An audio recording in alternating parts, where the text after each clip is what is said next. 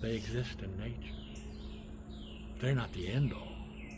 They don't have the last say. Nature has the last say, and nature doesn't care. Nature is neutral in all this. So anyway, that I know I'm going off, and I have much more fun stories to talk about. But I'm going to finish. But I'm helpers, the planners. Made the outline at 5.5 years old. All right, the intelligent beings that exist as part of the guiding forces in nature this is where I was, helping me with the first 2 videos and this one, and that's where I gave that one example. There's other examples in the first video and the second, but there's where, for instance, we covered where I said I didn't say I must. I think if we play it back, I just said must have been the fool, and then I said to be honest.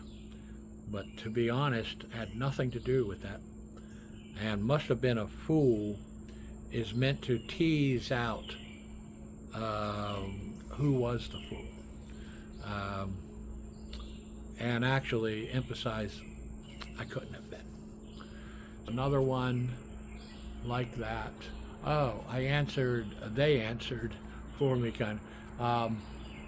It ends with, and I whisper, to scream inside to cry, and as I whisper, where is she? Yeah, where is she? That then goes to me silently with whatever I'm hearing in the back of my head, going through the papers, trying to figure out what else I'm going to be saying, and then I just said, I don't know, because I'm looking at all this different stuff, and I don't know. It's all good, it's all bad. I don't know. I'm not the one to be the judge, so I'm just putting it out there, and I'm going to let other people be the judge. That's what it's finally come down to. On the other hand, a part of me, somewhere in me, nature, whoever, whatever, my subconscious says sometimes, that's pretty good. That's well written. That's not bad. There's a theme there. There's a feeling there. There's an idea. You expressed something, and it came across, and it was received, and it can be understood. That's what it's about. I'm just looking around, and I just say I don't know. It does sound an awful lot like I'm answering the question, where is she? I don't know. But I wasn't. I was talking about something else, but that's where there's a crisscross. These are things I see that happen in nature, that there's often crisscrossing in nature. So where 2 opposing thoughts or ideas are able to join briefly.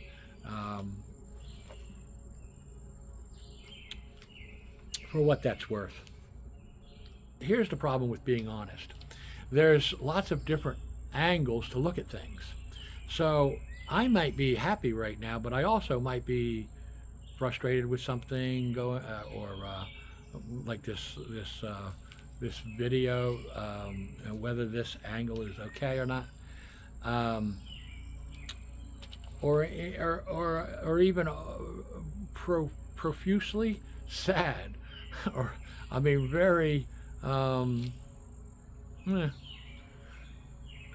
So if I'm being honest, do I talk? You know, you almost got to pick a specific.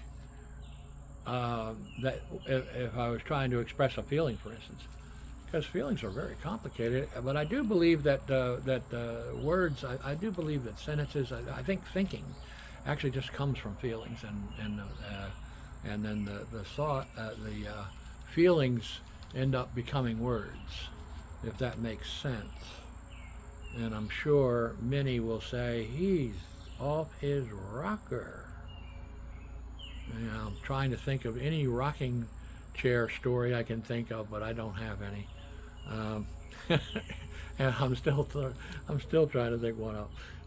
As I say, I'm happy right now. All right. So which is it? Am I happy or am I sad?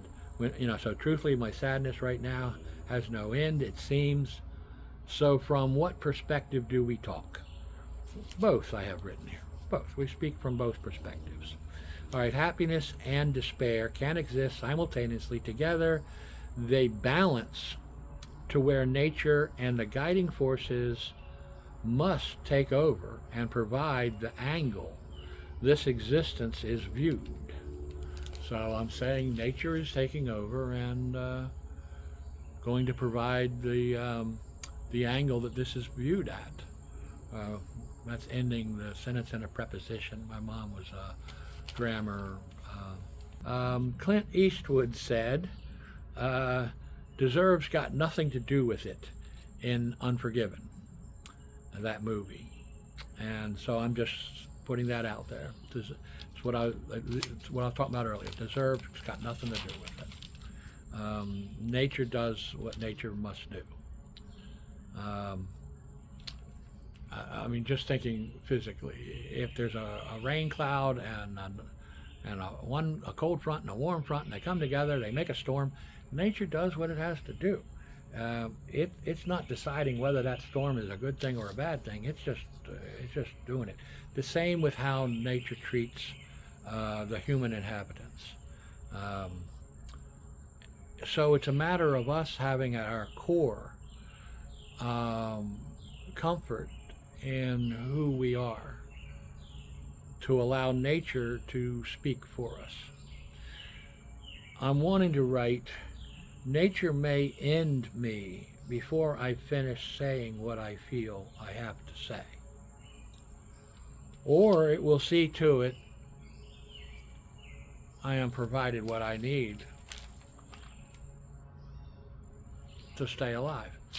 So if I could just glance at that and say it straight to the camera, it'd be much more impactful. Nature may end me before I'm done saying everything I want to say, or it may see that I get what I need, that I do other things than talk. At this point in time, I need to talk. And while we're at it, it's kind of the elephant in the room. We get the obvious stuff out of the way, and now we can just move on to something that, so I don't have to get in, I don't have to keep re-explaining as I tell later stories where things are involved that could use further explaining. People can go back to and get the explanation maybe that they need from these foundational ones. We got that out of the way. I'd like to talk, and I would like to continue to self-love, but with a partner. Sounds a lot like what's going on in the world right now, doesn't it? The global consciousness can be felt by everyone, but how many, in parentheses of us, how many can interpret what it's saying? Nature allows us to feel everyone. What we do with that feeling and those feelings is up to us. Lots of ways to put it. Do we love or do we hate? Do we feel the Earth's inhabitants given to us in that global consciousness with compassion, love, and understanding? Or do we suppress it or disregard it or feel we are in competition against it? We are in competition against it as far as feeling the helplessness and any hate that is in it, that communication to us has. We should fight, not allow those beliefs in from the worldwide suffering, but to be in competition with those feelings in the air and strive to spread hope. All right, end of notes. I'm glad for that. My gosh, maybe I'll never write down notes. Well, if I ever write notes again, they'll just be really just short talking points.